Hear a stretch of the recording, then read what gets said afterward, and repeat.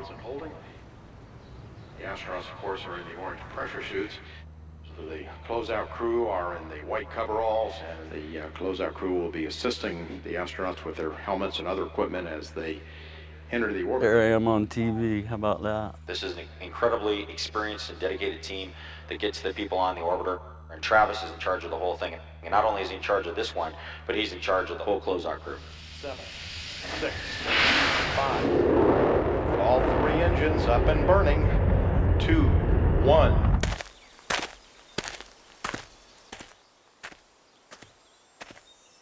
I live in a little camping trailer now. Used to have a beautiful house on the river, on the St. Johns River. Gorgeous place, beautiful wife. Lost it all. Got 3 acres though. It's kind of nice to be out in the middle of nowhere. Florida. That part I like. I hear the train at night. I go outside and watch the rocket launches.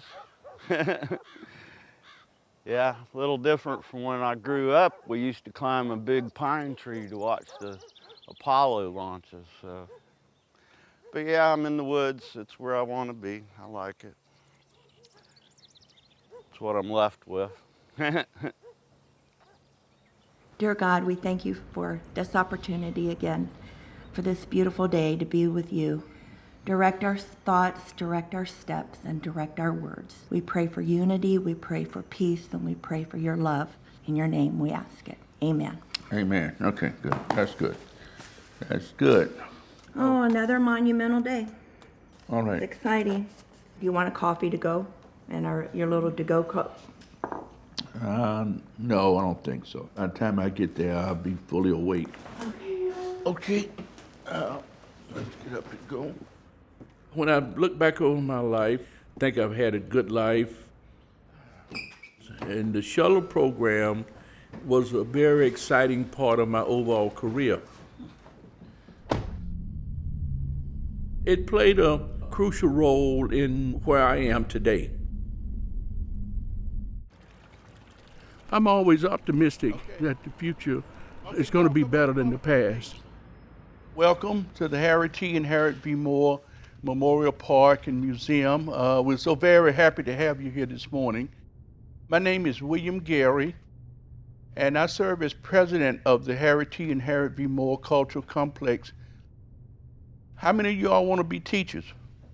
Harry and Harriet Moore were teachers. Harry was concerned about certain inequalities that he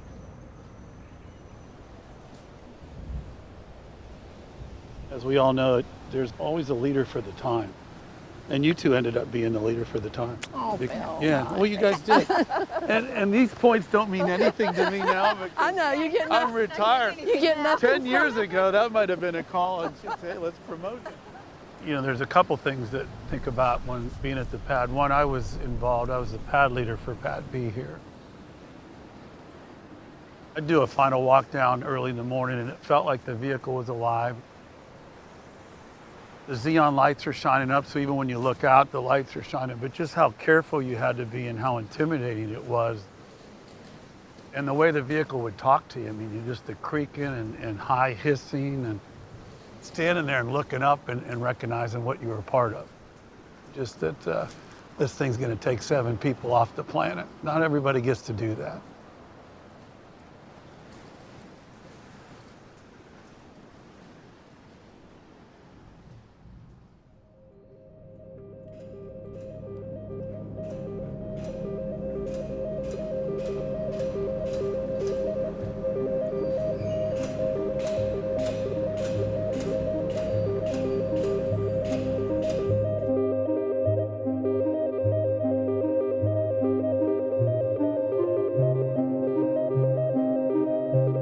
Historic step in the history of the space program, in that it gives man for the first time the capability of routinely and at a moment's notice, when necessary, of getting to and from space. Space Shuttle is important and is the right step in the manned space flight and the U.S. space program. First, the shuttle is the only meaningful new manned space program which can be accomplished on a modest budget. Second, the space shuttle is needed to make space operations less complex and less costly.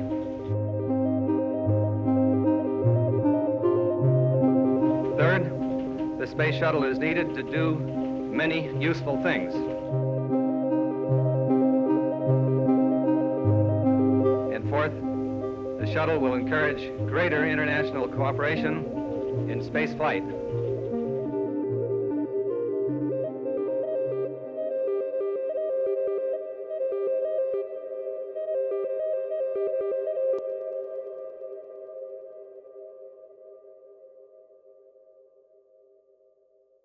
You know, a lot of people can't say they did what they loved, and I did.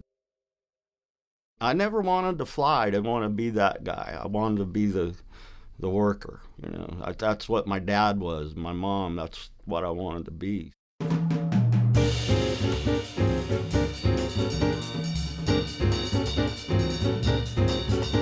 Growing up around here, it was space.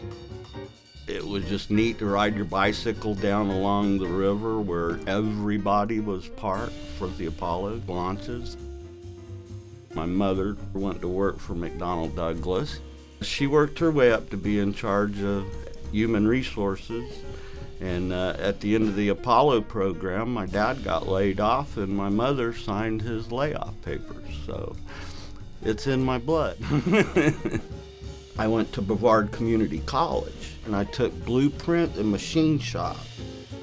When I heard they were hiring at the Cape in 1979, I hired in with 352 people. 2 of us went to spacecraft. And the only reason I got to go is because I had blueprint reading and I was good with my hands. I did a lot of this and a little bit of this. You know, I listened to the old Apollo guys, followed them around, I got their coffee. I paid attention, and my boss, within 2 weeks, he said, in 5 years, you're gonna be sitting here running this. And he was right.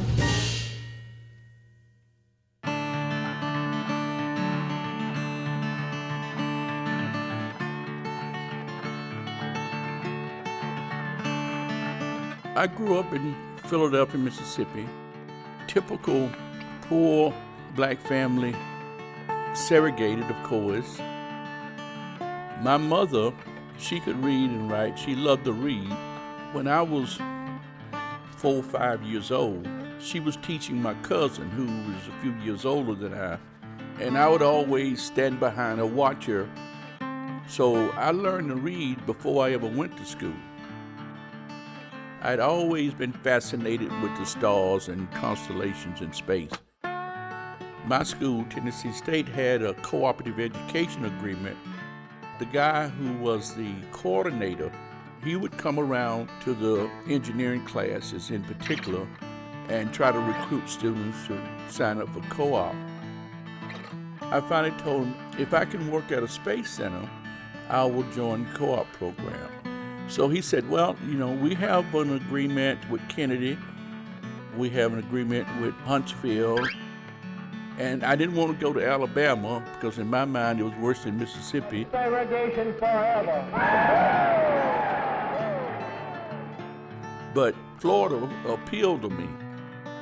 Even as a younger person, my friends and I, we had often talking about going and jumping on a train and riding all the way to Florida and pick oranges and make some money and stuff, which, you know, was a dumb idea, but at that time that seemed like a great adventure there. They had a co-op coordinator there at Kennedy who matched us up with other students who had a car so we could get back and forth to the Space Center there for work.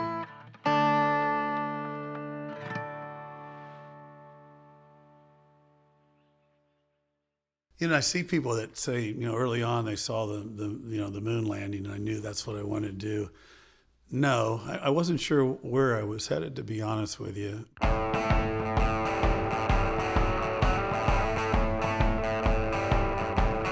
uncle was an electrical engineer for Chrysler. So he started sending pictures home. He got the first 7 astronauts autographs, sent them, to little Billy.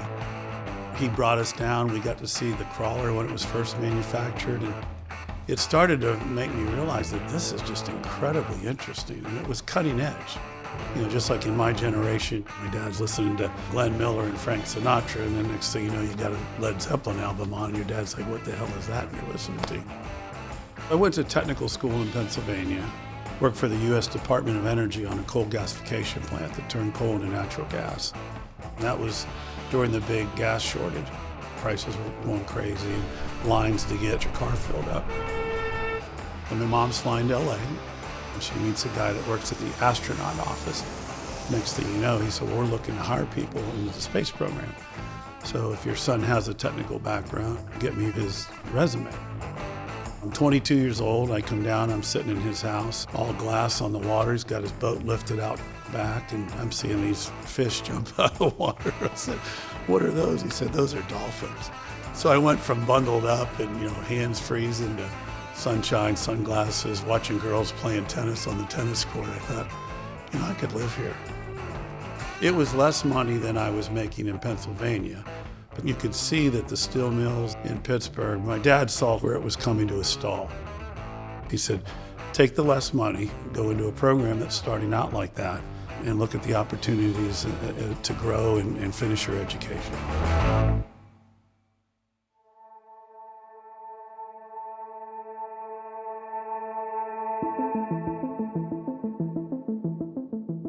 I first heard about the shuttle through the news, just being here local was a big deal because the Apollo program had ended. So you just knew it was going to be big.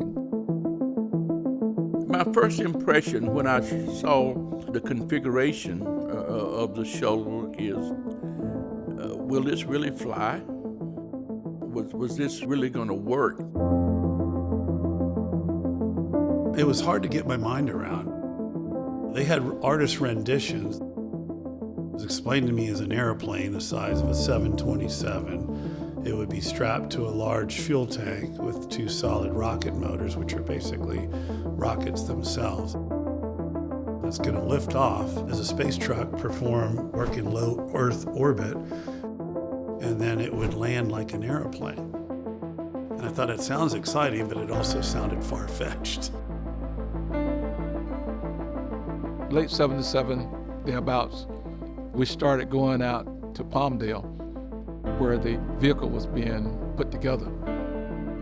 When I first saw the cockpit, I was totally surprised at how small it was. It's about the size of a DC-9. Not a lot of stand-up room in there. You don't really have a concept of what it looks like until you get right up to it. But the first time I saw Columbia was in Palmdale, California. I was loaned out there to learn the system and to work on it. It was way behind schedule, and that's why NASA opted to get it from California and get it down here. And that way we could continue to finish building the orbiter and start testing the systems. All us young people didn't really know what we were signed up for or what this real work environment was going to look like. So they kept delaying the delivery out of Palmdale. Then finally it was close to Easter Sunday, the vehicle was coming. So they told all of us to go out to the shuttle landing facility to watch the orbiter come in. We looked up. I mean, your jaw dropped. 747 was the largest commercial aircraft of its time, and then it's got this 100-ton, vehicle mounted on it.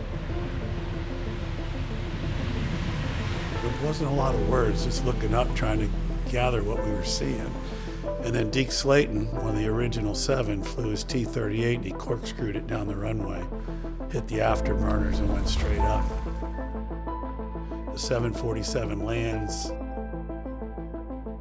Deke Slayton comes in front of it with the canopy open, and he's going like that to the crowd. We just looked at each other and thought, oh my God, I think the magnitude of what we were going to be a part of just hit us. It was like, this is incredible. When I first saw Columbia, I was in awe. You're looking at a spaceship. And then, like that, it's time to go to work. I was a vehicle test mechanic. The first 2 years, we did a lot, 7 days a week, 12-hour days. Didn't know what a weekend was. I remember one time I had to write what we called the AVO, avoid verbal orders, just to take a Saturday off so me and my buddy could go fishing. I don't even think we threw the rod in the water. We just wanted to go in the boat and be away from work. There were a lot of delays, which kind of helped me a little bit because I hadn't gotten out of the service yet. The biggest one I remember was the tiles, of course. The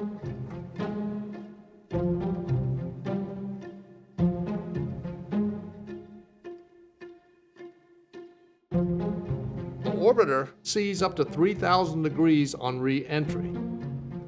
Then on the underside and all the areas you see in black are made up of high temperature reusable surface insulation, what everybody commonly refers to as the tile. The tile vary in thickness. It is extremely fragile, more fragile than an eggshell. There are certain places on the underside of the vehicle you could lose one tile and have a catastrophic failure. I think the company that built the shuttle itself, Rockwell, overestimated the simplicity of attaching those tiles and making them work. The shuttle was actually shipped here to Kennedy before the tiles were complete on it. Rockwell transferred a bunch of people from California to work on the tiles, and the idea was we're gonna be working 24/7, 7 days a week pretty much. Well, the big joke was when they discovered Disney was about an hour and a half away, that went out the window.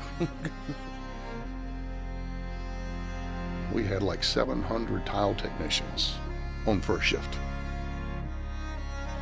Everywhere there was an open space on that vehicle, you had a group of tile people. You had people in the back shop making tile. You had people logging, cataloging. And this was a bunch of people who the year before had been in high school or college, and they didn't know anything about composites and bonding procedures. And we had to teach them what they needed to know because it was not something that you could go outside and learn anywhere. There wasn't a school in the country that was teaching these. The tile was made out of silica. So the bottom of that tile was sand. So as you brushed the room temperature vulcanizer, it was a glue, on, you actually deformed the tile. And when you bonded the tile to the vehicle, you could actually just pull the tile off. Didn't know that to start with.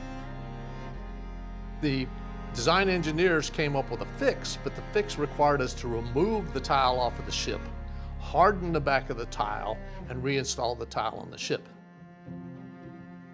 Well, Columbia had almost 32,000 tile. This is a little humorous. In the logistics, they all told us we're going to roll out in June. They had a calendar and it said January, February, March, April, May, June, June, June, June. The anticipation was just, good Lord, come on. We worked 2.5 years on an orbiter that was supposed to be processed through a much shorter period of time. But I remember when Columbia rolled out of the OPF, just my sheer feeling of pride, my small part in processing that vehicle and getting it ready to go to the VAB to be stacked with the tank and the boosters.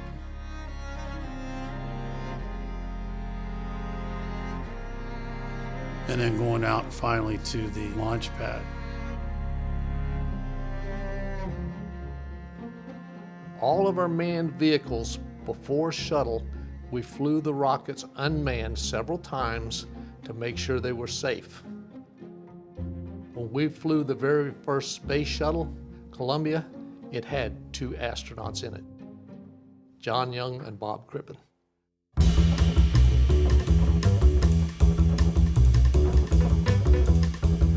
John Young was legendary. Bob Crippen, I mean, he looked like a movie star. Their energy and them coming out and interfacing a little bit with the workforce, providing a little bit of reality to the importance of what we did and how we prepared that spacecraft for them. They stayed connected enough with the workforce to make us recognize the importance of what we were about to do and how to do it right. One of my techs come down and he says, the strangest thing just happened. He said, some guy came up there, he asked me to explain what I was doing, and he sat there and talked for over 30 minutes. And he said, he looked down at me before he walked away and he said, you're building this ship, would you fly in it? And he said, I had to think for a minute. He said, I looked at him and told him, yes, sir, I'd fly in it. And he said, good, because I am. I walked off. And that's when he came down to me and he says, who was that? I said, that was John Young. He's the commander of this first flight. He was like that. He was a very knowledgeable man, and he wanted to talk to anybody who would talk to him and answer his questions. You do put yourself in their place. Yeah, they're test pilots. They were probably cool as cucumbers. And we were in the firing room the ones that are nervous wreck. Just because it was such a complicated machine. When you're in that crew module and you're looking at the thousands of switches, and then you go walking along the vehicle and you're looking at the wiring, miles and miles of wiring. All this has got to come together. I thought we had done everything we could do to make the vehicle as safe as possible, but it was an untried vehicle. We set a schedule for launch and we kept slipping it out month after month after month after month. And at one point it was almost like, are we ever going to get launched? And that was kind of in the midst of the Iranian crisis. I don't know if you remember that or not. But this country at that point, probably some would say, didn't have a lot of positive things to be upbeat about. Space Shuttle was something that the whole country could get behind and could feel good about as a country. This is Shuttle Launch Control at T-minus 2 hours, 5 minutes, and holding. The astronauts are in the process of putting on their boots, which they'll wear during the flight. They already have put on their pressure suits. Astronaut John Young is having his boots adjusted at the present time, helping make sure that... Dead silence. Dead quiet in the firing room. To be at the C-12 DPS console, we had all kinds of software displays that we were monitoring, all the equipment on board. You make sure they're within their limits. White knuckles. Counting down, 10, 9. Oh my gosh, this is gonna happen, it's gonna happen. And then it was such a letdown when the very first day it didn't happen because we had a software issue. The primary and the backup software weren't in sync. That was part of my system. We reached a point in the count where the computers failed to sync. It's like, oh my God, we've never seen this before. We were already kind of emotional and stomach in knots and that kind of thing. But IBM did get it figured out. And on the second attempt, we successfully launched.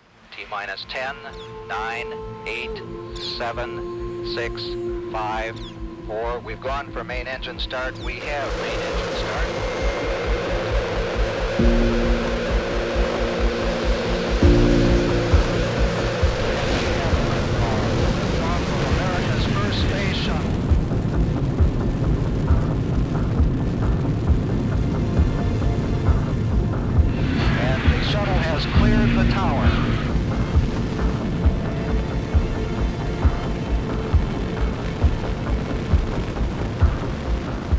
The moment that it launched and you're standing wherever you're standing watching it and you realize I helped do that, I I can't describe that. Seeing it take off and the roar of the engines and stuff, it makes you proud.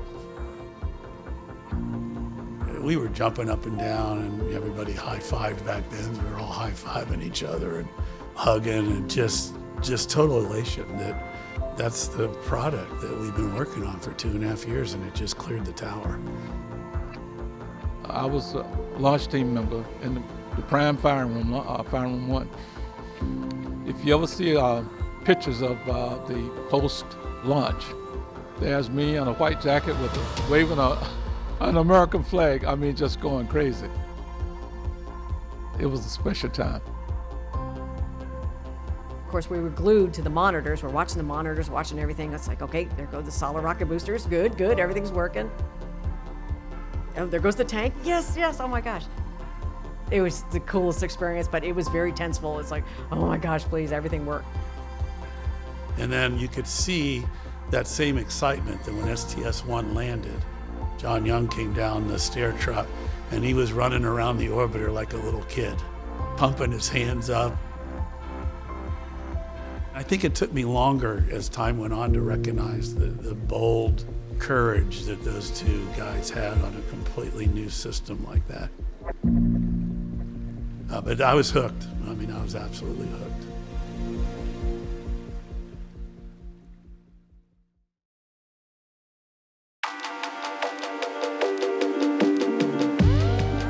When I started coming down here as a co-op student, they had a co-op coordinator there at Kennedy who helped us find an apartment.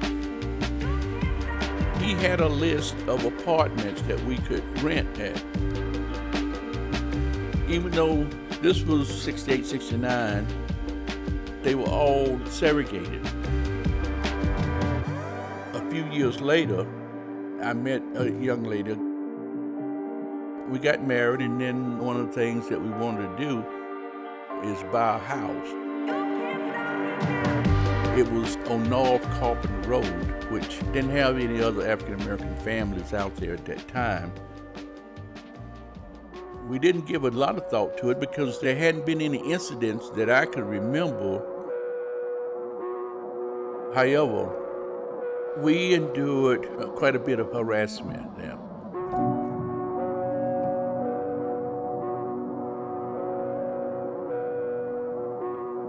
After we'd been there a couple of months, people would come by and throw fruit on our roof and against the house.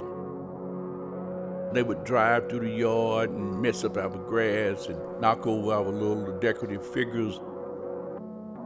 At that time, I was traveling some as part of my job. My wife called. She was crying and upset because people had been throwing apples and oranges. She didn't know, I don't believe at the time, because it was at night, that they had spray painted the N-word on the sides of the house. So I called the newspaper, and they took pictures of the words, and they wrote a big article which appeared in the Sunday paper there on the front page. And that kind of led me into some other city civic activities there, being involved with some advisory boards and getting involved with campaign for mayor.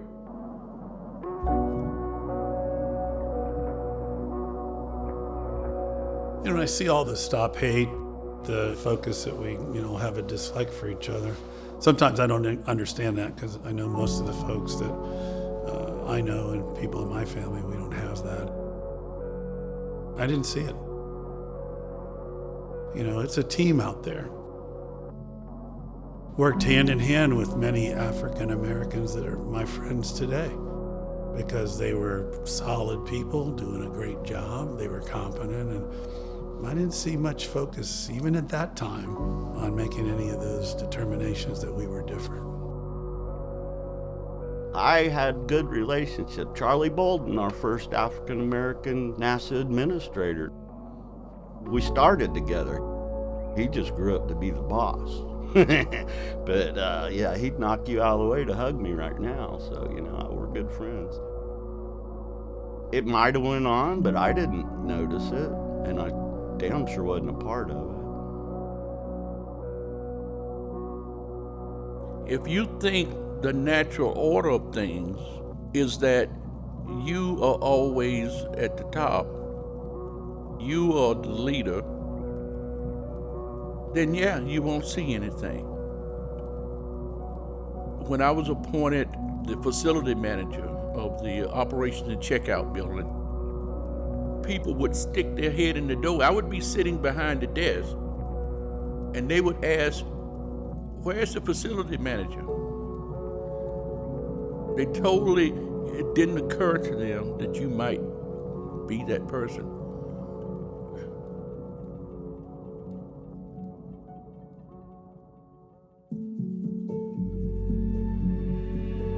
A lot of the employees, myself included, had a lot of issues with promotion potential, work assignments, receiving awards.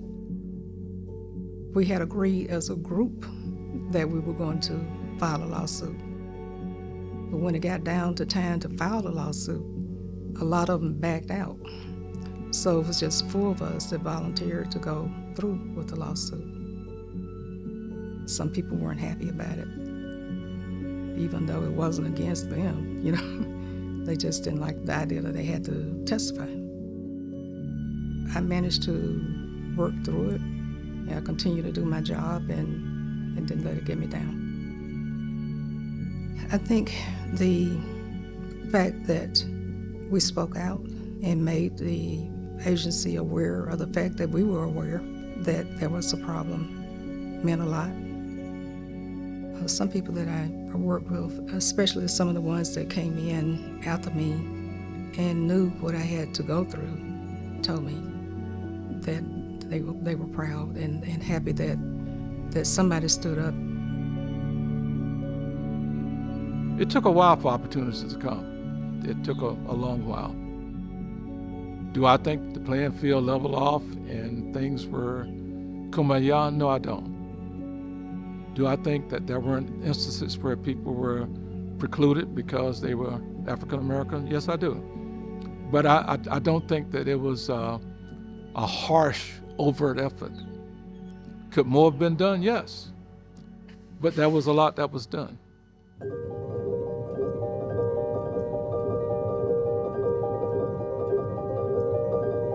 Bob Crippen, who I consider the best center director I ever worked for, was a person that was totally committed to diversity.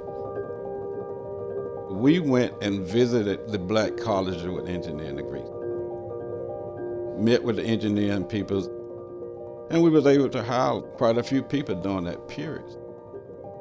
I remember one situation that we was in. The EEO office had gotten a lot of applications from now Southern University of engineers to come on co-op. At the end of the day, none of the people was hired. So Crippen said, "Why did none of these people get hired?" And the head of personnel would say, "Well, the directors and the program managers didn't pick them." And Crippen said, "Well, I think I can hire." So it's just commitment and leadership from the top to make it happen. Fortunately, I was in a position to bring on a lot of people, and we did. We brought on a lot of women, a lot of minorities. And fortunately, a lot of those folks are the top of the organization down at Kennedy now.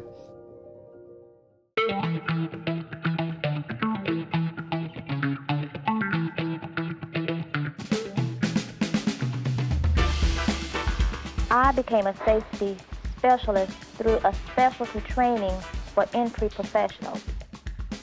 I came into NASA as a clerk typist and just worked myself, right up through the ranks by going to college in the evening. I have a degree in mathematics and physics from the University of Santo Tomas in Manila, Philippines. When I first started, I think the opportunities for women were not as well publicized then. any special problems? I think the answer is yes. I mean, if you're going to be honest, there are just not that many women in the professional or scientific field. So you find yourself being a minority. Women kind of had to work a little harder. The management would ask the males first. And it's like, excuse me, I know that answer too, but we go to a meeting and explain the problem and, well, all right, we'll come back with some more information. It's like, ugh. I think it depended on the man and the woman. I myself am an A-type personality, so when somebody threw something sexist at me, they got something back. There were times when I would change a job function, and I did feel like, as a woman, that, okay, well, I gotta prove myself again that, I have a brain and I know what I'm doing.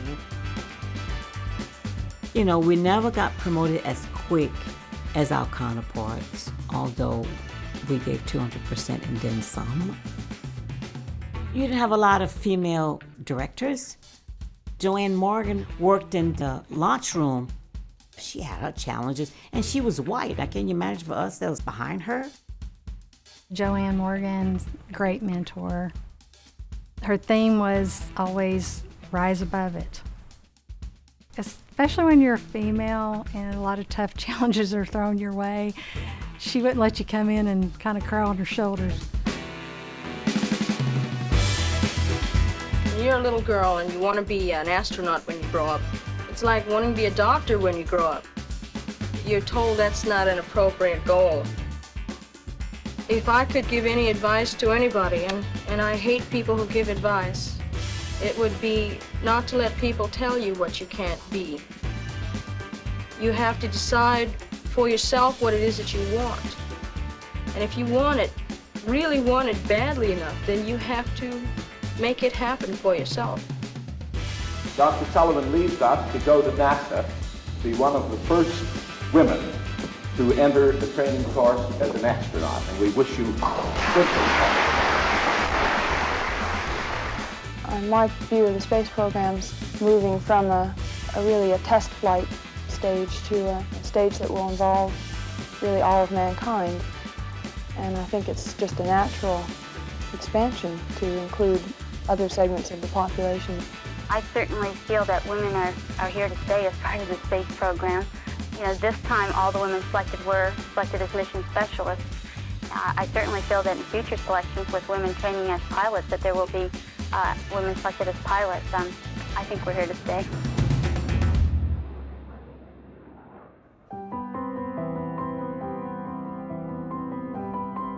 Here you see Mae Jamison. Mae Jamison will be making her first trip in space today. Jamison is a medical doctor from Chicago. When Mae became an astronaut, I felt like she was very willing to meet people and talk to people. She even met my daughters, and they were very excited because it was somebody that looked like them.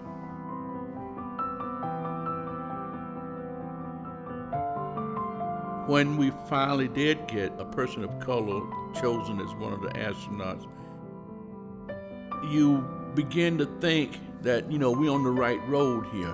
This is finally beginning to reflect the population of the country and the people of the country. Just to see a black person getting on that shuttle and flying, it kind of inspired me that, I could do anything I wanted to do. I remember the first astronauts that was Fred Gregory and Guy Bluefoot. I remember Fred coming here to Huntsville for one of our outreach days when they would go around and talk to the different schools about being an astronaut. That's when I really got to know Fred, and fortunately Fred and I are frat brothers too, so the Omegas kind of was flying in space, I was one of the first blacks in integrated schools in Washington, D.C. in 1955. I thought that if I really wanted to do it, and I worked hard to do it and prepared myself, that if there were a barrier It would have to be a big one to stop me. When the shuttle made it possible for scientists to be a part of the program as astronauts, then that was my break.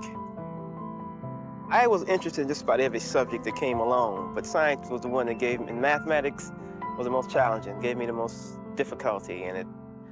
I had to work a little harder to sort of understand and master the techniques. Identify what you want to do and go straight forward and sort of be willing to sacrifice and ignore these forces that try to limit you and divert your efforts. McNair, he was a good friend of mine. You think that people that's brilliant PhDs would be nerds, but these guys was really outgoing everyday people, you know. You just hate to lose people like that young, because they have so much to offer.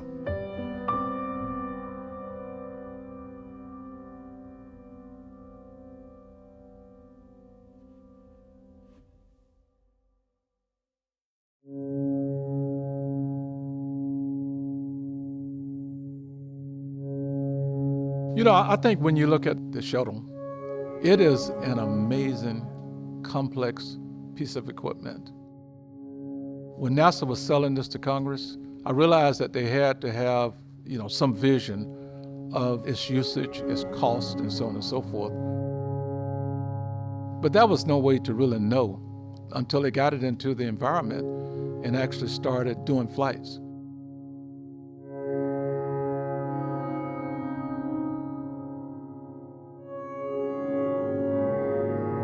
The Space Shuttle Program was sold to President Nixon, the Congress, and the American people back then as our routine access to low Earth orbit. Economical, safe. We were going to fly every 2 weeks. And everything America was going to launch was going to fly on the shuttle. And so there was almost a feeling of the shuttle has to succeed, because this is the way the country's headed. There were a lot of things that in the early days that went wrong. A lot of equipment that didn't quite work the way you expected it to. It reached the point to where most of us in the space program recognized that that quick turnaround, it just wasn't going to happen because it was such a complex vehicle.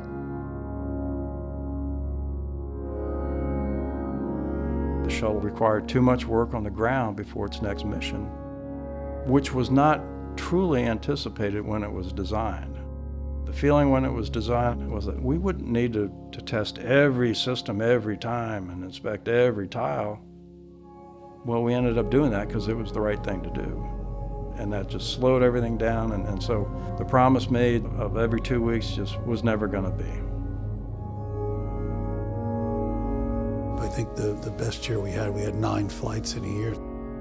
And I can't overemphasize the amount of work and the daunting task it takes to get an orbiter ready to go fly. From all the systems that have to be, tested and checked out, it got real. The schedules got tighter, the manifest grew. Those launch dates are very critical. You might have a special short window to be able to get that mission up into space. It's not, hey, you almost made it or you got close enough. I mean, you have a specific launch time frame. We were working some pretty long hours because there were some rules that had been put into place, like maximum work time. I can remember working double shifts. I can remember testing the vehicle on one shift and testing my software on the next shift. I remember one time there was a special bond job.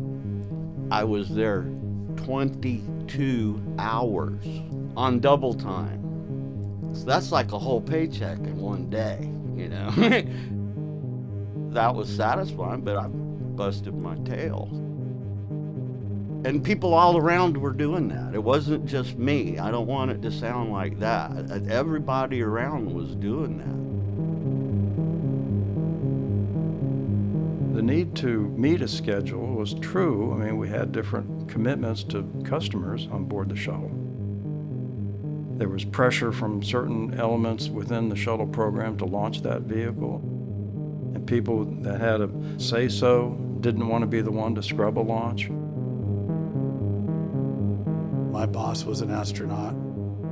He talked about, as he went through Top Gun school, that there's a certain level, he drew a line where you can go, just over the line where performance can be just awesome. And then there's a further point where it can become detrimental. I was never directed, and I never directed anybody to do anything that was overly risky. That did not happen with me, and I certainly didn't do that with my people. But I set a high expectation. Get it done. I think our safety was compromised several times, and it was being pushed by the schedule, and corners were cut. We lost 2 guys in the aft section, 2 workers. It was the dress rehearsal day for the astronauts. The aft section of the vehicle where the engines are was purged with gaseous nitrogen. You cannot breathe. They were waiting on pad safety to come up and do a O2 check to make sure that it was okay to enter the aft. Management kept calling from the telephone in the shop, telling them, get your butts in there, let's go, let's go. So they broke the barrier and crawled in, and 2 breaths fell over.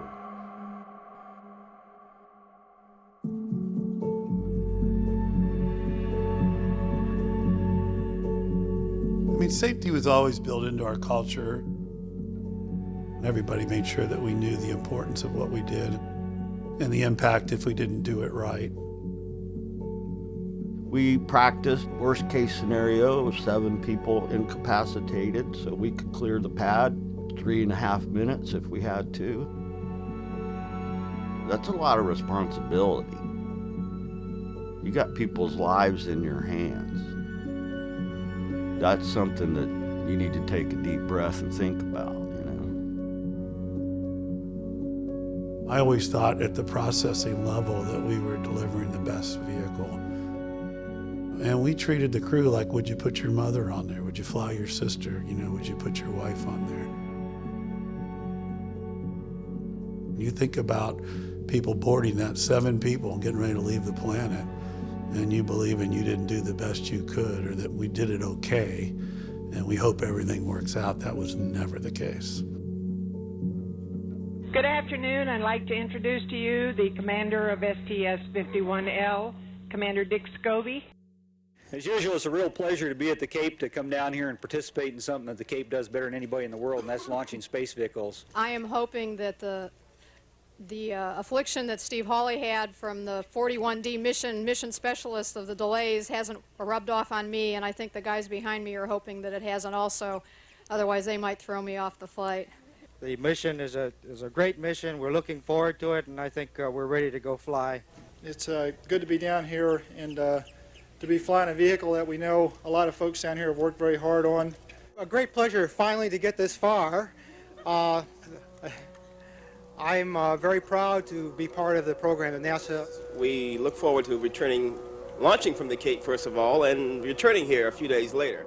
I don't think any teacher has ever been more ready to have 2 lessons in my life. I've been preparing these since September, and I just hope everybody tunes in on day 4 now to watch the teacher teaching from space.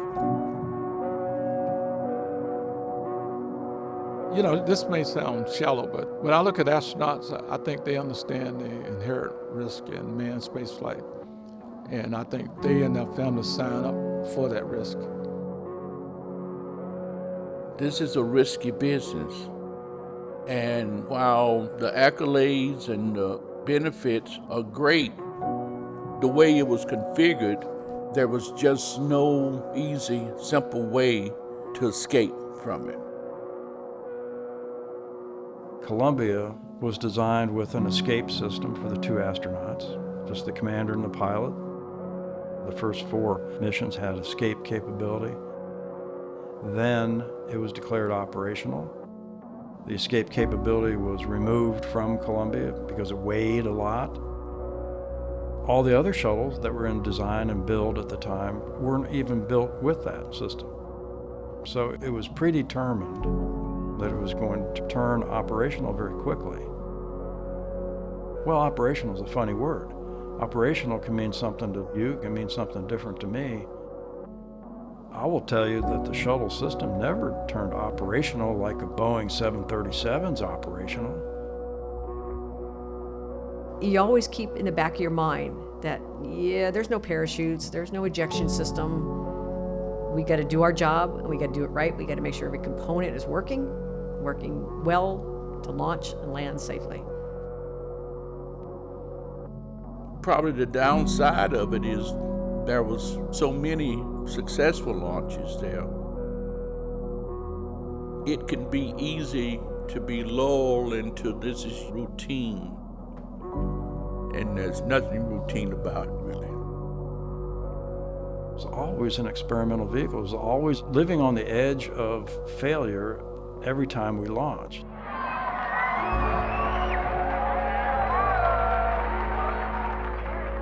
Unfortunately, I had a real front row seat to Challenger.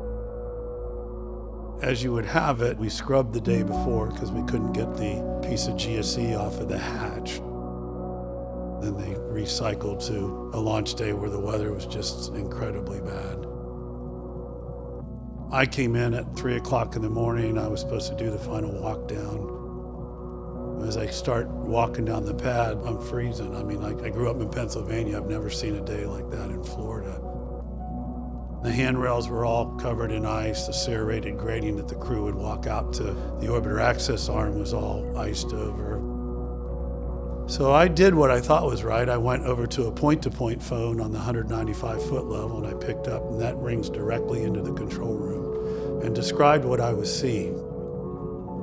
He said, okay, let me make a note of that.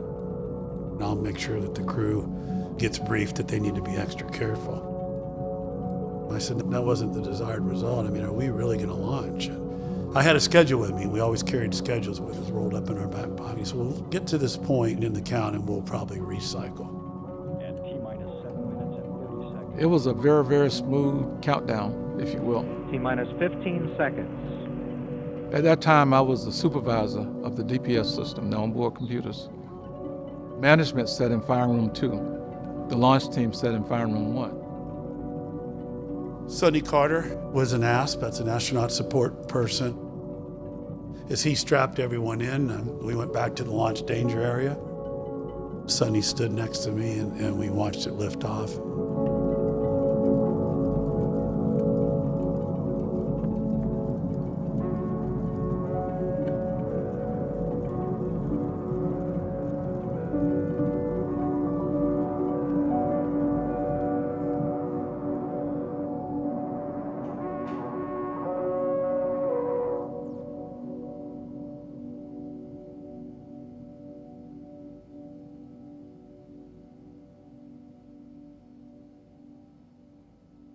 It was just quiet.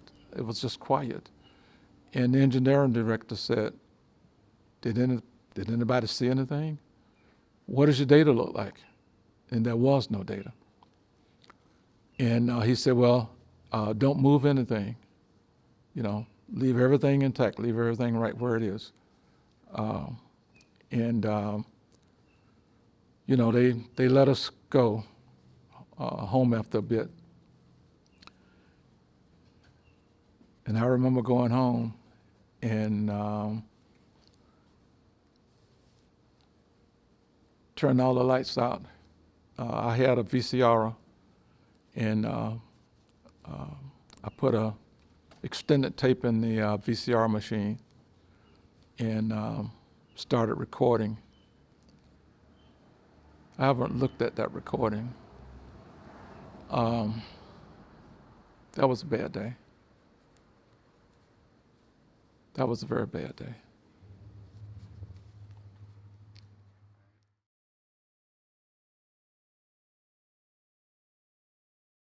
I just never worked on anything that had caused such destruction and killed people. And I never thought in my wildest dreams that I'd be part of something that could happen. You know, maybe I wish I'd have been more profound, done something different, but I played a role, and it was a very difficult time. One of the hardest things was knowing the people. I was friends with Ellis and Onizuka. You know, I spent a lot of time with him. I guess I can say we drank beer together. So, you know, these are real people. And you get to know them, and they're your friends. They end up trusting you. And you have to earn that, and you have to live up to it, and you have to live with that. I remember I took a couple days off. I couldn't go back to work right away. And we'd just sit down on the back porch and think, all right, is this what I want to do? Is this what I want to continue to do? Are we even going to have a job? We didn't know if there was going to be a future or not. There was talk at that time that may be the end of the shuttle program. This is not safe. You can't make it safe. It was that kind of talk coming from some politicians, some media. Morale was at a low point then. I knew several people that just did not want to continue in that business. They thought it was too risky. They didn't want to take the chance of it happening again. They just did not want to be put in that pressure situation again, where they had to launch people in this machine. Ladies and gentlemen, I now would like to call this first meeting of the Presidential Commission on the Space Shuttle Challenger accident to order. The Commission shall investigate the accident to the Space Shuttle Challenger, which occurred on January 28, 1986. The Commission shall, 1, review the circumstances surrounding the accident to establish the probable cause or causes of the accident, and 2, to develop recommendations for corrective or other action based upon the Commission's findings and determinations. There was a top-to-bottom review of every system related to the shuttle. All the debris that they collected, they put in a hangar, and they tried to kind of piece it together like a puzzle. Each of the separate departments had to identify that. If they found an engine, the guys in the engine department would say, yep, that's the left engine. Tile, that was a biggie too, all the tile, you know, the tile folks got to identify where that tile came from. And it really was hard. You know, before it was like, yeah, I'm going to work, you know, I'm working on the shuttle. This is so cool. But that wasn't the attitude after that accident. It's like, oh my gosh, we got to figure out what happened, make sure this never happens again. Because it was going to be a long time before Congress was going to let us fly. This morning we will start the meeting with officials from NASA, particularly dealing with the matter of seals on the booster rockets. We're particularly concerned for pitting where the O-ring, which are these two black 280 thousandths diameter devices you see in these grooves here, because a pit obviously can provide a path for hot gas to get by the O-ring. When we went through the monthly briefings over at the Office of Space Flight, every month the O-ring problem or O-ring charring problem was on that list. This material weren't resilient for, say, a second or two. That would be enough to just be a very dangerous situation. Yes, sir. Thank you. The accident had just happened an hour before. And I remember one of my friends in my group said, those damn O-rings. I didn't know what an O-ring was. I said, what are you talking about? He said, well, we've had problems with these O-rings and now it finally got us. And I thought that was very strange. And now looking back on that, it just jives so clearly with the failings at the management level. We knew that there were problems with the O-rings inside the solid rocket booster. About half of the missions prior to Challenger had a little bit of scorching on the O-ring from the combustion inside. Should have 0. There was a meeting the night before at the engineering level that said we should not launch tomorrow. The fact of that meeting even had occurred never made it to the launch director, certainly not the results of it. People didn't listen. And we've seen some of that, where people will speak up, and because of schedules, cost, management says, oh, it'll be all right. It's never happened before, it'll be all right. I think a lot of that got documented in the Rogers report. I think they did a really good job of bringing some of the program management aspects to bear. And out of that, a lot of very good changes came. There was a big shift in culture. They definitely instilled in us to speak up and not hesitate. Nothing will happen to us. You will not be criticized if you speak up. You will not lose your job if you speak up. If you think something's not right, if you think there's a problem, if you think we're moving too fast, speak up. If that engineer wasn't comfortable with the decision that was made, then they had an appeal route that was put into the program, an official appeal route to voice their opinion outside of their direct management chain of command.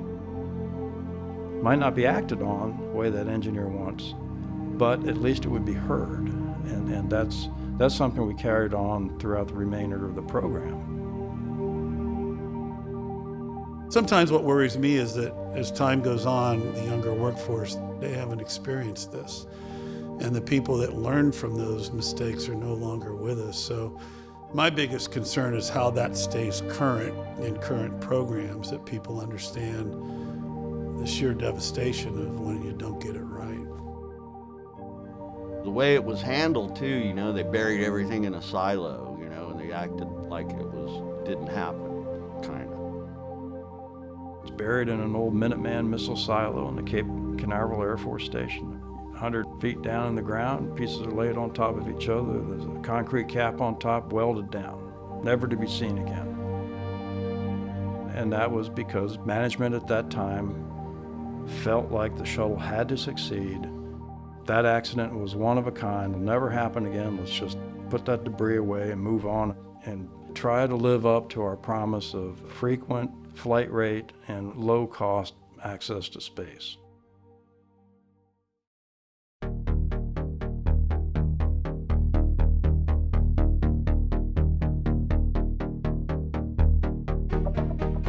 When we looked at flying Discovery for return to flight, there wasn't a day of processing that wasn't extremely painful. And when I say extremely painful, the majority of the workforce was nervous that you could have another one happen and then everything's over. So everything was treated, you had to get it to the maximum level of perfection. So nothing came easy. Once life was lost, that put a whole different perspective on your little job. I kind of think what was probably going on at that time was an admission that maybe we overstated the safety and reliability of this vehicle. We still think it's safe to fly, but we admit it's never going to be the airline operational concept that we originally sold it on there. It took 2.5 years. Every system engineer looked at their system in detail. All the flight system guys looked at their particular systems. Training. We had a lot of training. Just like the astronauts do. They put their trust in us, and so we wanted to make darn sure that we didn't make a mistake. T-minus 90 seconds and counting. Less than 2 minutes away from the launch of STS-26 and its crew of 5. There's just so many people lined up along the causeways. I mean, it took forever to get to work. You know, you could just see the excitement and the concern at the same time on their faces. But I just remember tears coming out my eyes thinking, oh my gosh, you know, I'm going to get to be a part of something that so many people care about. Not a lot of people can say that. From that day on, I don't want to ever do anything else. 15 seconds. I can tell you the week we're at the pad, and she's gonna launch in a couple days. It was the first time you just started to breathe. But when it took off, it's right there on the edge of your throat. There wasn't anybody that wasn't tense.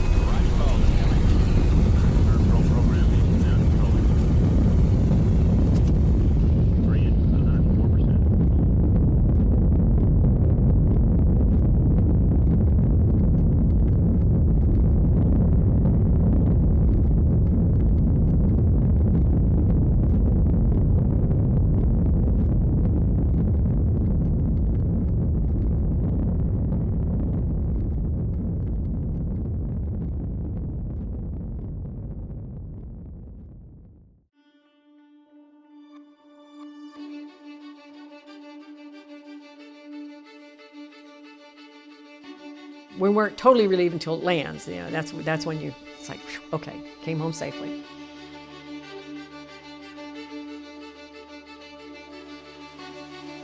It was good. Once we got a couple launches under our belt after that, we're sending up all these satellites and we're getting all this fantastic information back.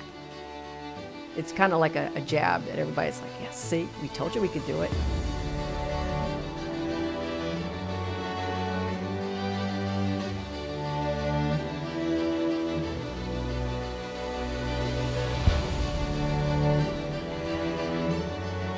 So many highs. You know, as a young person in your career, you do certain things, you work hard. On STS-4, it was the 4th of July. Ronald Reagan's gonna come out and meet the crew. And I got picked as a young person to go out and be part of the safing team that would safe the vehicle and give the go for the presidential motorcade. You hear the sonic boom, the orbiters reflecting coming in. The president and Nancy get out. It was Henry Hartsfield and T.K. Mattingly. They came down and they saluted, and Nancy gave him a hug. And so from a young guy growing up in Pennsylvania, I just wanted to at least lift up my hand and break into a version of the Star-Spangled Banner.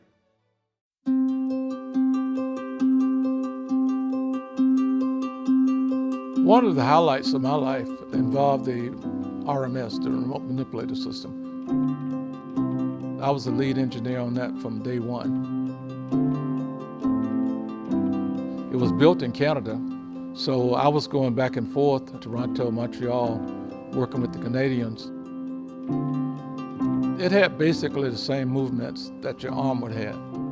The only difference is the wrist. The end effector could actually rotate around, and it had snare rings that when you close those rings, it would grapple. It was all done in Earth's gravity, so you don't know what's going to happen when you get it on orbit. It was perfect. I think one of the biggest high points I remember was the Hubble Space Telescope. Watching them use the arm, take that thing out of the payload bay, just watch it spin up and just go do its thing, and gosh. Don't know if you remember, but it had eye problems, and so they had to redo the lens. An astronaut, Bruce Melnick, who ended up being my boss, went up and captured the Hubble, brought it into the cargo bay, and they changed out the lens, and the rest is history. I mean, Hubble has just given an enormous amount of data. There's just so many other things, like John Glenn's launch. Oh my gosh. It was an honor to send that brilliant man up in space again, and we learned so much about physical aspects of the human body. John Glenn came into my white room. I'm used to dealing with astronauts, and that's cool, but John Glenn, that was the highlight of my career. When they suited him up, they already had defibrillator tabs on his chest. You know, a 77-year-old on launch day, they thought he might get a little excited. He kept calling me sir. I'd turn around and look for my dad, thinking in my head, you're the only sir in the room. Yeah, highlight. But there's a lot of things that the Space Shuttle program never got credit for. One of them was assisting in stopping the Cold War. We were flying flights to the Russian space station Mir. American and Russian astronauts were getting to know each other in space. It was kind of a fascinating time. We had Russian people in the orbit processing facilities. They had real dry, funny humor, and it made processing even more fun. But their lunches were always a sandwich and 2 beers. And then they were told, hey, you can't have beers on the Space Center. Their response back to us was, how do you expect us to work this afternoon? One single thing would probably be the International Space Station. When the station came on the horizon, the thought of it and what they had on paper, what they were going to do, almost seemed unachievable. But if you had the pleasure of processing the hardware, it was just so pristine, just as gorgeous as it could get. You didn't understand how all the pieces were going to fit. It was the ownership of, this is where we're going. The Space Shuttle carried out the majority of the components built by 15 different countries, and then the astronauts working together assembled all those parts in space and is still continuing to operate today. Matter of fact, I understand it just got an extension in its life. A lot of people didn't understand the Space Shuttle, what it was capable of. Part of that is NASA did a poor job of explaining what you get out of the space program, why it's important. Even now, when you look at the space station, the average person has no idea about the benefits being derived from the station being up there and the research that's going on. And that's sad, because I think if the average American recognized how their life is bettered through the space program, you would have more public acceptance of it's going to cost and it's going to be risk. If I'm a farmer and I recognize how farming has improved simply from photographs that's taken from outer space, when they can tell me things about my farm that I can't see with my bare eyes, yeah, I can buy into that. Everything in your day-to-day life now is a spin-off. All the different things NASA does to produce space vehicles, to produce the food for the astronauts, the clothing for the astronauts. There's not a dime in space unless an astronaut carries it with them as a souvenir. All of that money was spent for salaries and materials here on Earth.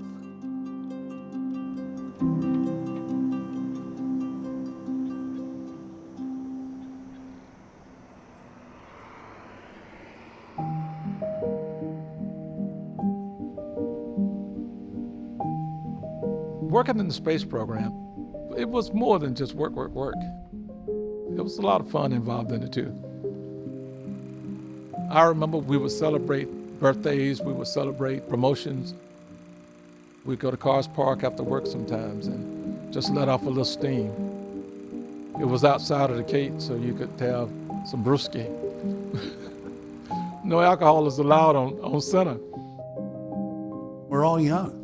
So if we've got this amount of work done, someone says, hey, I'll buy a bushel of oysters and a keg of beer and we'll do a little party out on the beach. We started out as 20-somethings. We got married, we had children. It's quite a few people that are husband and wives. There's quite a few people that got divorced because they met people out there. It's real life. I met my husband out there. Actually, we almost got married in the orbiter. It was great and it was horrible at the same time. I shouldn't say horrible. It was a great thing that we had the commonality that when we wanted to come home and complain about our jobs, we knew exactly what the other one was talking.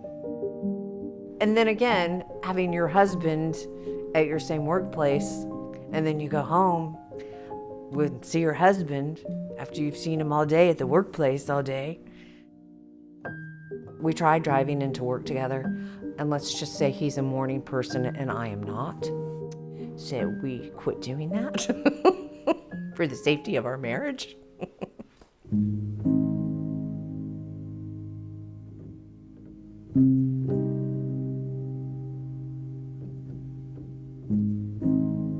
Yeah, stress in the household, and we both worked out there. We found ourselves early on having conversations about work. I'd be sharing what I was dealing with. I'd get up at 4:30 in the morning, be at work at 5:15. By 5:30, going 100 miles an hour. And that took its toll on me. I wanted to be a good father. I'd been working 10 hours, and then when I get home, there'd be 5 messages on my answer machine. And she's like, my God, you've been working all day long. I said, well, they're processing that orbiter around the clock. It was a job that probably wasn't conducive to being in the midst of small kids. So we talked and decided that maybe I would, look to do something different. I was a single mom raising 2 kids, and luckily I had a very good support system. When I had to work 3rd shift or we had a night launch, their friends' parents let them spend the night. We did a lot of homework in the car, eating a lot of fast food in the car. Now that I'm retired, I look back and I was like, how did I do that? I don't know how I did it. There were a few folks that considered working out there as a job. They wanted a 8-hour day and that. Then there were people that came out there, and when I told them we need to be back here tomorrow to do this, they showed up. There were times when the government was being shut down and we weren't going to get paid. And HR couldn't understand when I said, the technicians will come to work. They said, no, they won't. I said, go ask them. And they would go around and they say, I have a family, I have a house, I can't work for a long time, but if Terry wants me back here tomorrow to work and tells me I'm not going to get paid, I'll show up tomorrow. And that was the mentality that a lot of them had. They were very proud of what they were doing and the fact that they were part of the world's greatest launch team. Everybody says we'll never see another team like the one we had with Shuttle.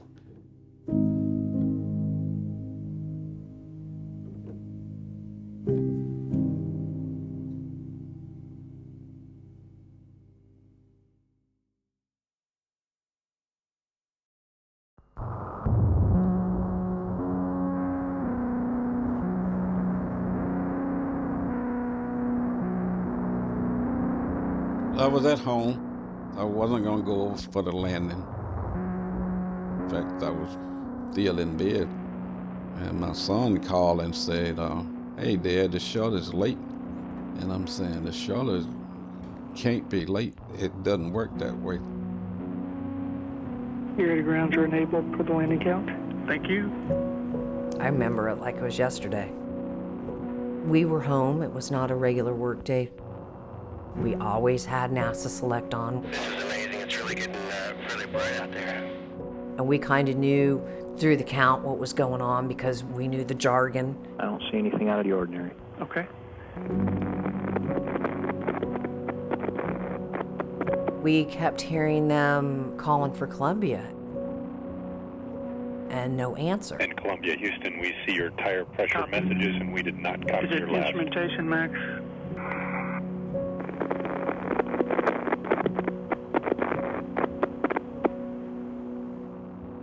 And then all of a sudden, we kind of both stopped and we were looking at Leroy Kane. GC flight. GC flight. Flight GC. Lock the doors. Copy. And I was like, whoa, That's not good.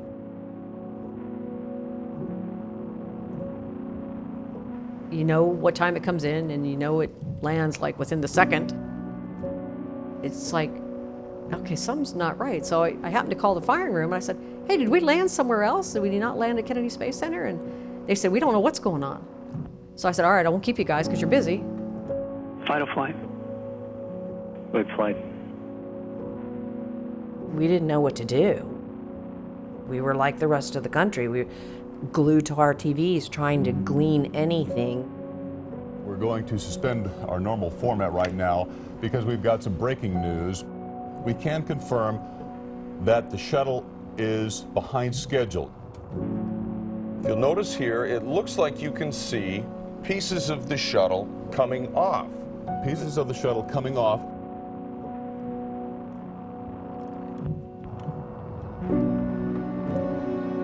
The hardest day for me was Columbia. I was on the runway to open the hatch and they didn't come home. The only words I remember was, men, go home and kiss your wives and pack your bags and be back here on the runway in 4 hours. So I did what I was told. I didn't really have time to process what I was about to do or what had just happened. All I knew is I got crap to do, and I got to do it now.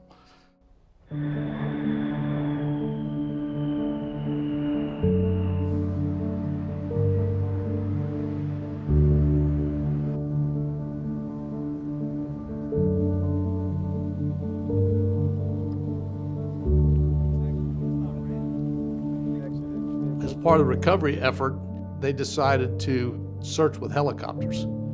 So they brought in the forestry helicopters, the same ones that fight forest fires and do the water drops. They were looking for people to go fly on the helicopters. Since I had previous experience flying air rescue, I said, sure, I'll go do that. Day 2, I show up and they said, by the way, you're in charge. I flew 57 days when I was there, and it was something that we were not trained for. The debris field for Columbia was 250 miles long, roughly, and 10 miles wide. I remember the first tile that I found, seeing that. Here's a piece of my spaceship. I don't have the vocabulary to describe it.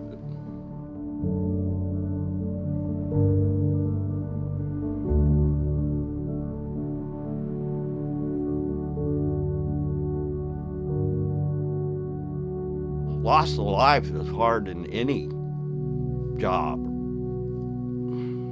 You had to do soul searching. You had to see who you really were, you know? I remember we flew over a pair of underwear, flight underwear.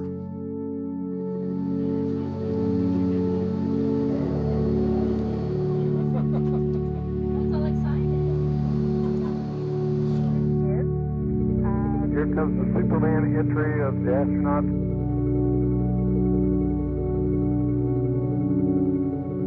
None of them wanted to find human remains. And 2 of them did, and they weren't happy they did. They knew it was part of the job. I started checking on everybody. Here, we'd taken all these people and sent them out there. No one asked them how they felt about it. There were a few of them that said, we need to walk out back. They needed a shoulder to cry on. And when they were done crying, they said, this never happened and we're going back to work. And they did.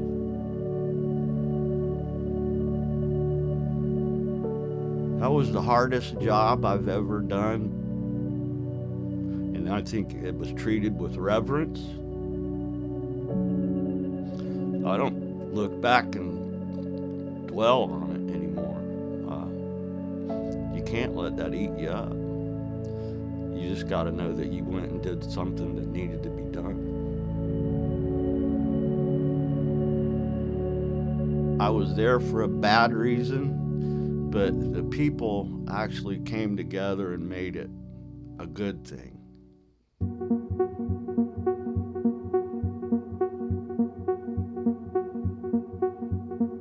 We had fantastic help from everybody, from the communities to all the people that were helping us search. The Native Americans, they were phenomenal. There was one 6-foot section of pipe that was completely buried in the ground, yet those people, because they know the land, in the middle of the woods, he saw a puddle, and he said, there's no other water around, something's wrong. They dug into that puddle, and they found that beam. And they could find just little specks of anything. Tile, a piece of metal. Without the community and these searchers, we could not have done and collected as much as we did. Those people in East Texas and West Louisiana went out of their way to take care of us. They offered to open up their homes if people needed a place to stay. At the command center, you'd come in there and there's all these cakes and cookies and things donated by school children. And they all came with a poster where the kids were sorry for the loss of the vehicle and the astronauts.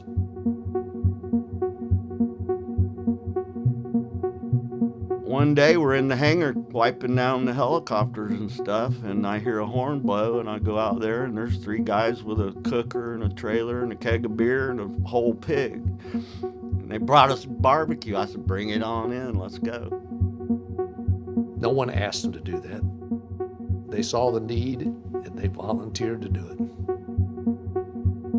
it. People try to always find something good out of the bad. And I'm proud of all the people that went. I got to close the site down. Once everybody had packed up and gone and everything was closed up, I kind of just sat in my car and just kind of looked. You just kind of sit there and reflect on what the heck just happened.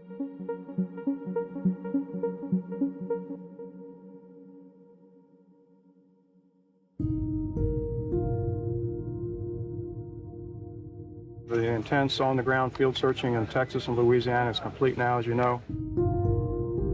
Right now, we've cataloged in 84,124 pieces of debris here in the hangar, and our weight count to date is 84,900 pounds, or about 38% of the orbiter. We've taken the last 4 months to recover the debris from the field. 1.6 million acres have been searched. 30,000 people have been involved. And now we're looking forward to receiving the report from the Columbia Accident Investigation Board and their recommendations. I was asked to be part of the team that received parts of Columbia at the runway. We had to catalog everything, no matter what it was. Most all of the personal belongings went straight to Houston. We didn't see any of that, but experiments, seats, suit rings for their wrists, helmets. How can it not affect you? If it doesn't affect you, then you have no heart. It's the oddest thing that was the most tragic part, but it was also the best part of me ever working out there because, because we were all a family.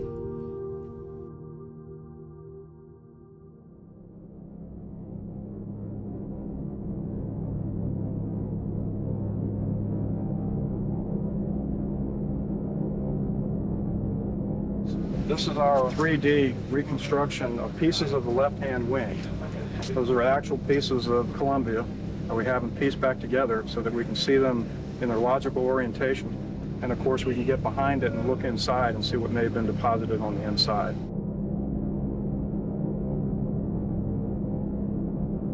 T-minus 5 minutes and counting. Launch director, the launch team is ready to proceed at this time. Copy all. Okay, Rick, if there was ever a time to use the phrase, all good things come to people who wait, this is one time. And for you and your crew, best of luck on this mission, and from the many, many people who put this mission together, good luck and Godspeed. Well, we appreciate it, Mike. The Lord has blessed us with a beautiful day here, and we're going to have a great mission. We appreciate all the great hard work everybody's put into this, and we're ready to go. 5, 4, 3, 2, 1. We have booster ignition and liftoff of Space Shuttle Columbia with a multitude of national and international space research experiments. Roger, roll, Columbia. Columbia now rolling on to... I was one of the flow managers for Space Shuttle Columbia. Front table guy that provides the leadership and integration to get that mission ready. I was there for launch, of course. I saw videos where the foam had hit the wing, and we kept looking at that, playing it over and over again. Didn't look good. But talked to subsystem managers and engineers that said it'd be like taking a snowball and throwing it up against the side of the house. That energy will dissipate. Here's a good shot of the external tank. Just shortly after we pitched up, you can see every once in a while some ice particles that are floating across the screen. I'd been complaining about it since STS-1. Been picking pieces of foam out of the tiles. They had been doing modifications trying to make the foam on the tank more robust, but there were certain areas that they just couldn't get it. And in this flight of Columbia, a piece of foam came off. It was about 500 miles an hour when it hit the leading edge of the wing. Well, the leading edge of the wing is reinforced carbon-carbon. The experts said you can't damage carbon-carbon. And it was easy to believe because there were some times where we'd actually hit it with mallets and had not damaged the net. We found out after the incident that the reinforced carbon-carbon was getting weaker and weaker the more we flew it. We just didn't totally understand it. When the rest of the communities agreed that we needed to go test that theory, we got reinforced carbon-carbon panels that had flown the same number of flights that Columbia's panels had, put them on, sent them out to the high-speed lab in Texas. I don't know if you want to call it ignorance or complacency or wishful thinking, but logically your mind is thinking it's foam. And look what foam does. 5, 4, 3, 2, 1, 0. Everything went dead silent except the one guy saying, "Oh shit." The experts still hadn't believed it happened until it happened right in front of their face. As a result of getting the data from both of these tests, I believe that we have found the smoking gun. I believe that we've established that the foam block fell off of the external tank was in fact the direct cause of the Columbia accident. 3,000-degree plasma got inside the wing and melted the wing from the inside out. Ultimately, it caused the vehicle to turn sideways, and it's not designed to fly sideways at those speeds, so it literally tore it apart. And a lot of technicians got mad at me because I have a history of challenging what I don't think are the right decisions. And they went, "Why didn't you say more?" I said, "I made phone calls. I trusted the people who answered my questions." I even called the program manager in Houston and I said, "Calvin, this does not look good."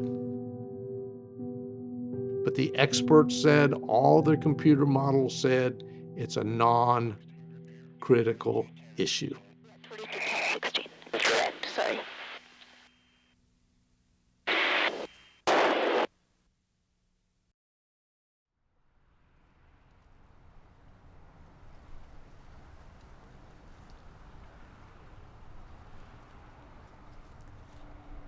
I don't know, it was just weird.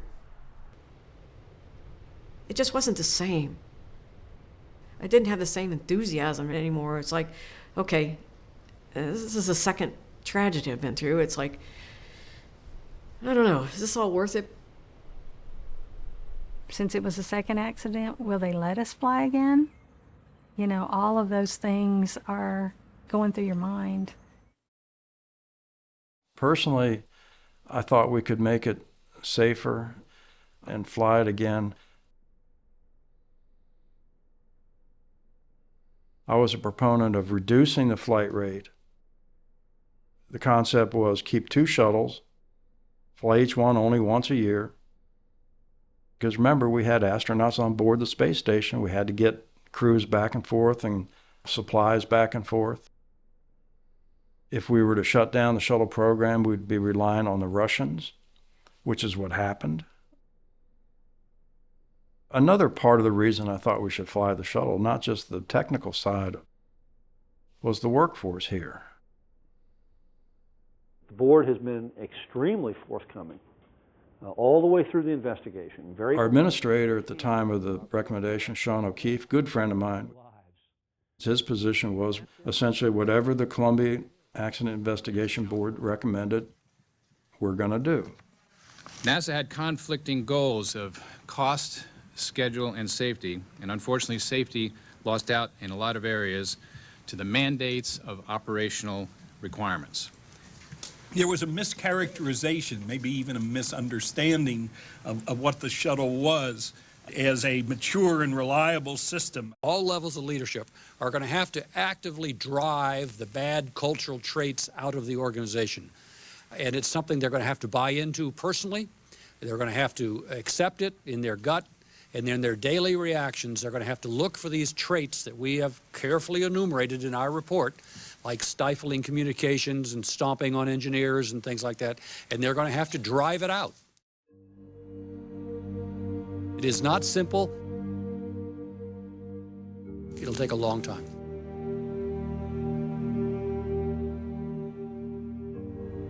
Well, it's not for me to agree or disagree at the level I was at. I think in the CABE report, it found failure in some of the ways that we were doing business. It showed that we were able to kind of slip from the Challenger accident back into maybe some less than stellar behavior or decision-making that made the program much riskier. The independent investigation board that studied us declared it inherently unsafe. And that was it. I understand that, hey, it's a risk. You've got orbiters sitting next to a bomb, basically. So, hey, maybe that's not the best design. Maybe you should have the crew module on top of the rocket so it's safer for the astronauts. Disagreed with it because we knew since day one that it was an extremely fragile vehicle. You can't beat on it. It was never designed to be impacted. If that's the way they felt, we should have flown the first flight because you can't guarantee nothing is going to hit it. The independent board came out with 3 major recommendations. One was to finish the International Space Station. All the components were built to fly on the shuttle only, couldn't fly on any other machine. When you're done doing that, retire the shuttle because it's inherently unsafe. While you're doing those 2, you design and build America's next launch system. And we were in the process of doing that. It was called the Constellation Program. We had a test launch off, everything was going fine. In comes a new presidential administration and cancels that program. That set us back, technically, schedule-wise, and emotionally too. It was like a punch in the gut. The saddest part out of all of it, and this is strictly my opinion, you paid the Russians the same amount as what it cost us to process orders. That'll never sit well with me. I love the shuttle program. The idea that it costs the same money and you're handing it to a different country, I have serious problems with that.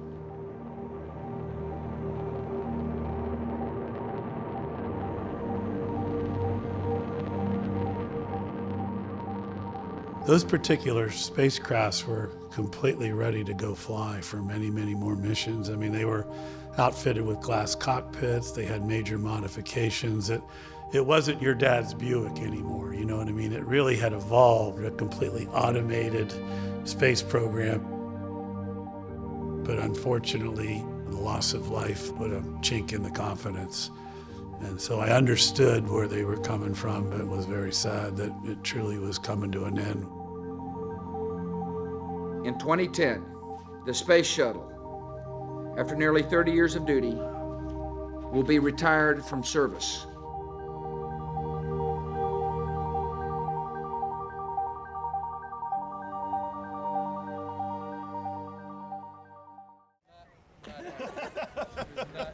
Okay, fellow teammates, I want you to say a few words with the orbiter in the background about what the shuttle program means to you. Who wants to go first? Come on, Frank, you've been here forever. Oh, did I say that? Did I just say that on camera? Yeah, you did. Well, I remember watching the Neil Armstrong, setting foot on the moon from my bed when I was a kid, and from there on, I wanted to work on the space program. And I made it. I was here for STS-1, standing just about here, taking picture with a bunch of other colleagues from school. And here I am, next to the fourth to the last launch again, and hopefully I'll be here for the last. And it's been a lifetime of experiences. It's indescribable. Yep, awesome.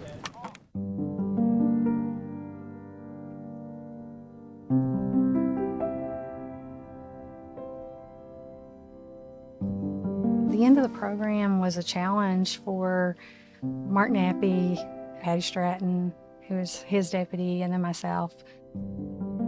We were kind of the leadership team that had to get us to the end. Patty and I, we got together and we said, what are the things you can do when you're closing down a program to be successful at it? So we started brainstorming.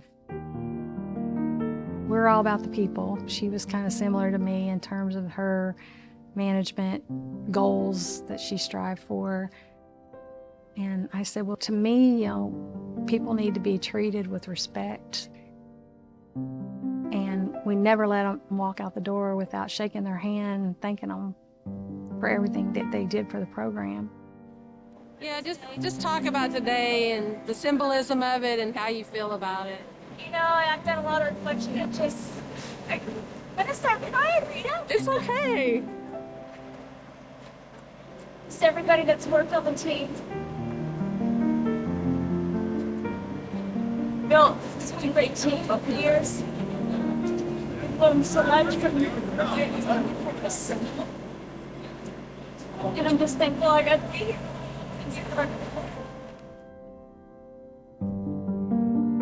I'd like to say that there's always the right leader for the right time. And I credit Patty Stratton and Rita Wilcoxon. They got the people. They got the emotional side of what people were going through and how hard it might be to recognize that this is the end. Patty and I always emphasized that they made history and that nobody can take that away. The program may be ending, not your fault. The textbooks that your grandchildren are reading about will talk about shuttle, and you are part of that. Let's sing the song. Come on, say it all apart for me. Wait a minute, I gotta have Endeavor in the background. God bless America. What we can do to make this bird fly on and spirits soar.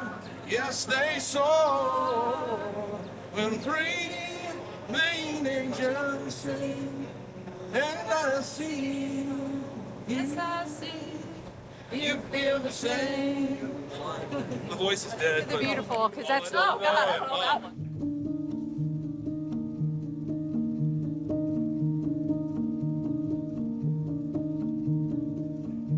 Could the layoffs been handled better? I don't think so. We learned a lot from the layoffs at the end of the Apollo program. You know, it's a government program. Government programs hire contractors to do the work for the government. And without a contract, those people go away. That's just a fact of American life. In Shuttle, we knew it was coming. The recommendation came out in 2004. Shuttle ended up being retired in 2011. And so the workforce had time to prepare, knowing that they would probably get laid off. But nevertheless, on those days when you get your pink slip, it doesn't matter that you had 11 years to prepare for it. You were not going to come to work the next day. You don't have that paycheck. It was very difficult to see my friends get laid off. As far as I'm concerned, the American public could not be prouder of that shuttle team. Knowing that they were going to lose their jobs, it was still focused 110%. They were pure professionals up until the very bitter end. It was incredible to see. It was sad. I've seen people with technical degrees, engineering degrees, sitting in front of my desk with tears in their eyes. Some folks went off and bought large trucks, became truckers, and worked at big box stores. There was moments of frustration, anger, uncertainty. Not so much that you lost the job, but you lost part of yourself. People lost their homes left and right. They couldn't find another job, or they had to walk away because during all those layoffs was also 2009, which, you know, the economy tanked, and being the end of the shuttle program didn't help matters. Nobody blinked an eye and were selfish. We all did what we had to do. Everybody should be really proud of what we accomplished. All three engines up and burning. 2, 1, 0, and liftoff. The final liftoff of Atlantis on the shoulders of the Space Shuttle. America will continue the dream. Houston now controlling the flight of Atlantis. The Space Shuttle spreads its wings one final time for the start of a sentimental journey into history.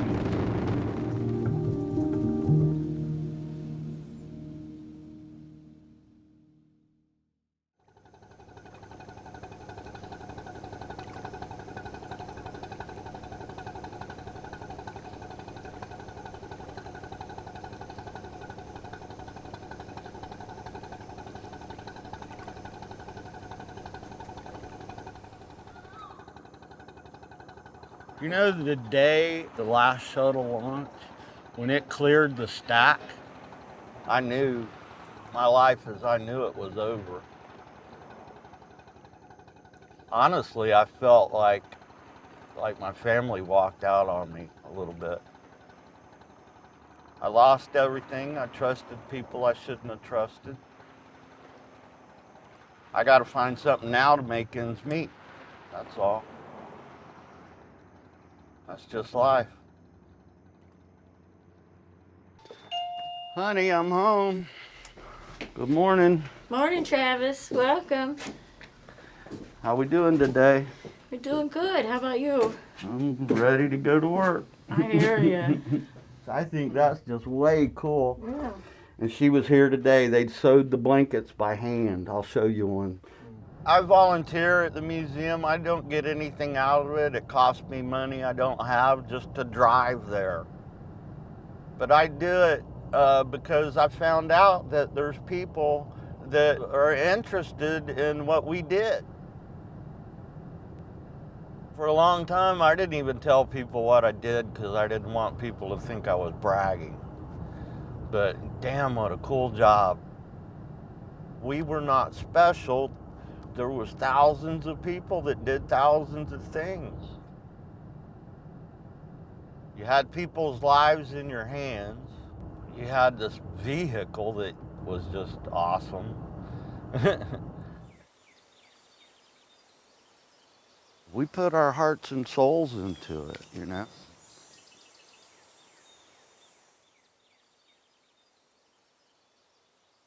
I was always involved in other things outside of work.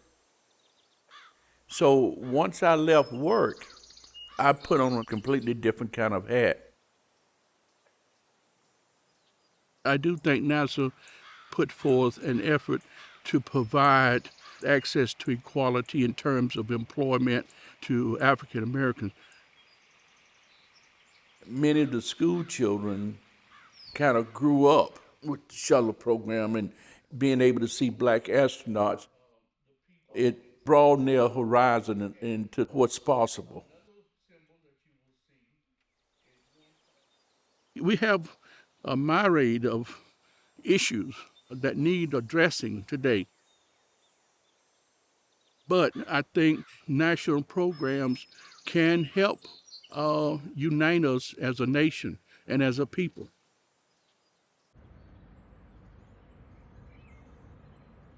When I think of the Space Shuttle, the technical accomplishments, bar none. But there's a humanistic side to the shuttle program. It didn't really hit me until I turned my badge in. I had unrestricted access to Kennedy Space Center from April 1967 until July 2011. That was hard. That was very difficult.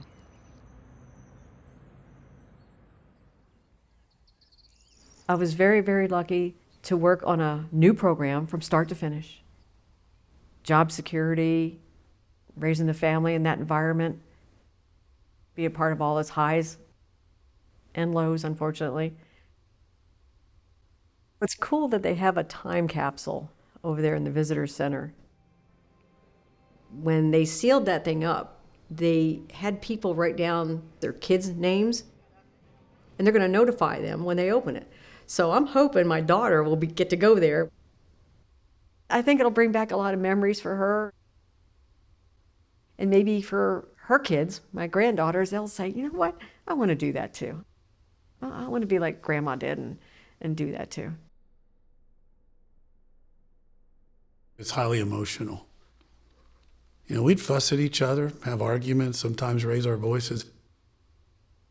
But when you'd see that vehicle roll out, you just look over and make eye contact with people. You'd see tears in people's eyes. We did this. I get emotional even thinking about it, but great people, great team. You know, my memories are just glad to be a part of it.